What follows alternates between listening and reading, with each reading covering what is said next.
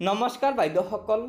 All India federation of Anganwadi workers and হেল্পাৰ্ছে দেশৰ অংগনবাদী কৰ্মী আৰু সহায়িকাসকলৰ দীৰ্ঘদিনীয়া দাবীসমূহ পূৰণ কৰাৰ স্বাৰ্থত এটা বৃহৎ কাৰ্যসূচী ঘোষণা কৰিছে।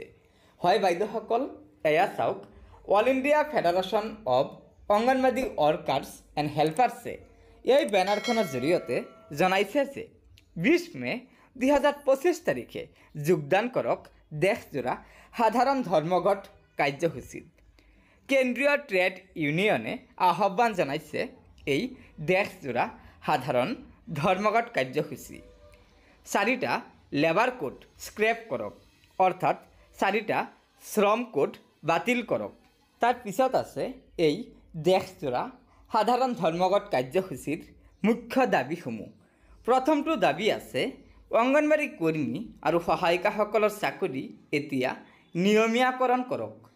2 নম্বৰত আছে ন্যূনতম মজুৰি 26,000 টকা প্ৰদান কৰিব লাগে আৰু মাহিলী পেঞ্চন 10,000 টকাকৈ অংগনবাড়ী কৰ্মী আৰু সহায়িকাসকলক প্ৰদান কৰিব লাগে। 3 নম্বৰত আছে সুপ্ৰিম কোৰ্ট অৰ্থাৎ উচ্চতম ন্যায়ালয়ৰ আদেশ অনুসৰি অংগনবাড়ী কৰ্মী আৰু সহায়িকাসকলৰ বাবে গ্ৰেচুইটিৰ ব্যৱস্থা ৰূপায়ণ কৰিব লাগে। 4 নম্বৰত আছে ICDSৰ ব্যক্তিগতকৰণ কোনো পধ্যেই মানি লোৱা নহ'ব। 5 নম্বৰত আছে FRSৰ জৰিয়তে বেনিফিচিয়াৰীসকলক ট্ৰেকিং কৰা বন্ধ কৰিব লাগে। তাৰপিছত একেবাৰে শেষত আছে অংগনবাড়ী কৰ্মী আৰু সহায়িকাসকলক পোষণ ট্ৰেকাৰৰ নামত হাৰাশাস্তি বন্ধ কৰিব লাগে, অৰ্থাৎ পোষণ ট্ৰেকাৰৰ নামত অংগনবাড়ী কৰ্মী আৰু সহায়িকাসকলক বিভাগীয়ভাৱে যি হাৰাশাস্তি কৰা হয় সেয়া বন্ধ কৰিব লাগে। গতিকে বাইদেউসকল, আপোনালোকে নিশ্চয় জানিব পাৰিলে যে অংগনবাড়ী কৰ্মী আৰু সহায়িকাসকলৰ চাকৰি নিয়মীয়াকৰণ, মাননি 26,000 টকালৈকে বৃদ্ধি কৰা, অংগনবাড়ী কৰ্মী সহায়িকাসকলক মাহিলী 10,000 টকাকৈ পেঞ্চন প্ৰদান কৰা আৰু উচ্চতম ন্যায়ালয়ৰ আদেশ অনুযায়ী অংগনবাড়ী কৰ্মী আৰু সহায়িকাসকলক গ্ৰেচুইটিৰ ব্যৱস্থা দিব লাগে বুলি দাবী জনাইছে।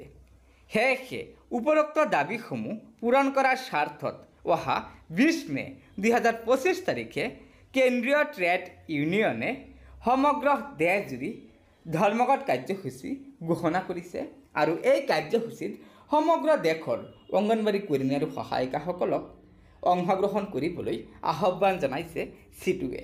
গতিকে বাইদেউসকল, এয়া নিশ্চয় আমাৰ অসমৰ লগতে সমগ্ৰ ভাৰতৰ অংগনবাড়ী কৰ্মী আৰু সহায়িকাসকলৰ বাবে এটা অত্যন্ত গুৰুত্বপূৰ্ণ খবৰ দিছে all India federation of Anganwadi ৱৰ্কাৰ্ছে।